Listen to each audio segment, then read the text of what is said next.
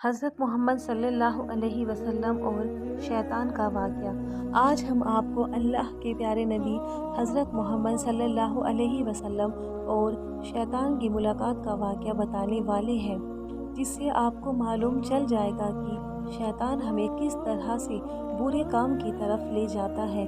اللہ کے نبی اور شیطان کے بیچ کیا باتیں ہوئی تھی، کیا سوالات اور کیا جواب ہوئے تھے، وہ سب کچھ آج ہم آپ کو بتائیں گے۔ جب اللہ تعالیٰ نے حضرت آدم علیہ السلام کو بنایا، فرشتوں اور شیطان کو اللہ تعالیٰ نے حضرت آدم علیہ السلام کو سجدہ کرنے کا حکم دیا تو سب نے سجدہ کیا، لیکن شیطان نے سجدہ کرنے سے انکار کر دیا۔ اللہ تعالیٰ نے بھی شیطان کو لعنت کے ساتھ جنت سے نکال پھینکا۔ شیطان کو جنت سے نکالے جانے کی وجہ ایک انسان ہوا تو اپنے بدلے کی آگ بجھانے کے لیے شیطان نے اللہ کے بندوں کو سیدھے اور نیک راستے سے ہٹانے کا کام شروع کر دیا۔ کئی نبیوں اور رسولوں کے دور میں شیطان ان سے ملاقات کرتا رہا اور ان کی قوم کو تباہ اور برباد کرنے کے لیے الگ الگ چالیں چلتا رہا اور ان کو گمراہی میں ڈالتا رہا، جس کی وجہ سے ان پر دردناک عذاب آئے اور ان کا نام و نشان مٹ جائے۔ ایک مرتبہ جب حضرت موسیٰ علیہ السلام سے شیطان کی ملاقات ہوئی تو شیطان نے حضرت موسیٰ علیہ السلام سے کہا، اے موسیٰ، اللہ تعالیٰ نے آپ کو اپنی رسالت کے لیے اپنا نبی بنا کر آپ کو دنیا میں بھیجا ہے اور آپ اللہ تعالیٰ سے بھی باتیں کیا کرتے ہیں۔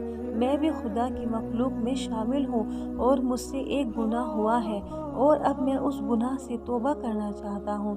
آپ اللہ تعالیٰ کی بارگاہ میں میری سفارش کریں کہ اللہ میری توبہ قبول کرے۔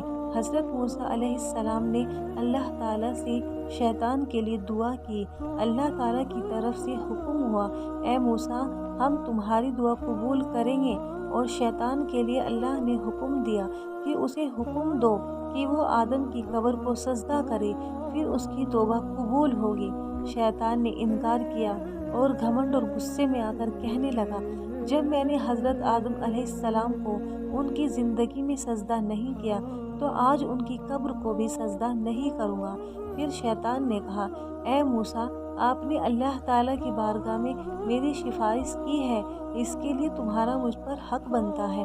چلو میں تم کو کچھ راز کی باتیں بتاتا ہوں۔ تم مجھ کو 3 حالاتوں میں یاد کیا کرو، ایسا نہ ہو کہ تم کو ان 3 وقت میں برباد اور تباہ کر دوں۔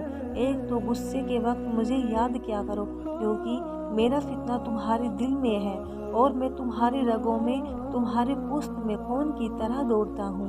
دوسرا، نیک کام کے وقت مجھے یاد کیا کرو، کیونکہ میں انسان کے پاس اس وقت جاتا ہوں جب وہ کوئی نیک عمل کر رہا ہوتا ہے اور کام کرنے سے روکتا ہوں۔ تیسرا، غیر عورت کے پاس بیٹھنے سے بچو، کیونکہ میں اس وقت سب سے زیادہ وسوسے انسان کے دل میں ڈالتا ہوں جب وہ کسی غیر محرم کے ساتھ ہوتا ہے۔ حضرت ابن عباس رضی اللہ تعالیٰ عنہ فرماتے ہیں، حضرت محمد صلی اللہ علیہ وسلم مسجد سے باہر نکلے تو وہاں شیطان کھڑا ہوا تھا۔ آپ صلی اللہ علیہ وسلم نے شیطان سے پوچھا، کس چیز نے تجھے مسجد کے قریب لایا ہے؟ شیطان نے کہا، اے اللہ کے نبی، مجھے اللہ تعالیٰ نے آپ کی خدمت میں حاضر ہونے کا حکم دیا ہے۔ آپ صلی اللہ علیہ وسلم نے فرمایا، اللہ تعالیٰ نے تجھے میرے یہاں کیوں بھیجا ہے؟ شیطان نے کہا، تاکہ آپ مجھ سے کچھ سوال پوچھیں۔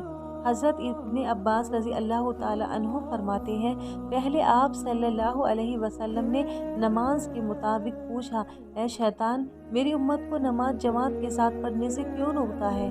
شیطان نے عرض کیا، حضور، جس وقت آپ کا کوئی امتی جماعت کے ساتھ نماز پڑھنے کے لیے گھر سے نکلتا ہے تو مجھے ایک بیماری گھیر لیتی ہے، جب تک وہ واپس نہیں ہوتا میں اسی بیماری میں پریشان رہتا ہوں۔ پھر آپ صلی اللہ علیہ وسلم نے پوچھا، تو ان کو علم حاصل کرنے اور دعا مانگنے سے کیوں روکتا ہے؟ شیطان نے عرض کیا، جب کوئی شخص اپنے رب سے فریاد کرتا ہے تو میں اس وقت اندھا اور بہرا ہو جاتا ہوں، مجھے اس وقت شفا سکون ملتا ہے۔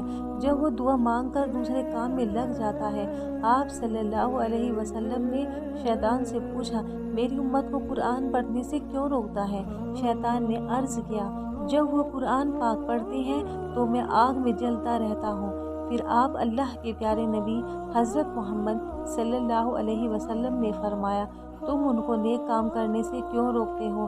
شیطان کہنے لگا، جب کوئی شخص نیک کام کرتا ہے تو میرے سر پر کلہاڑی جیسی کوئی تیز دھار ہتھیار چلتی ہے جو مجھے ایسے کاٹتا ہے جیسے لکڑیوں کو کاٹا جاتا ہے۔ شیطان انسان کا بہت بڑا دشمن ہے۔ ہماری کوئی نیکی اور کوئی خوشی شیطان کو بالکل نہیں پسند ہوتی۔ شیطان تو چاہتا ہے جیسے اسے حضرت آدم علیہ السلام کی وجہ سے جنت سے نکالا گیا تھا، اسی طرح حضرت آدم علیہ السلام کے اولادوں کو بھی جنت میں جانے کا موقع نہ ملے اور یہ جہنم میں ڈال دیے جائیں۔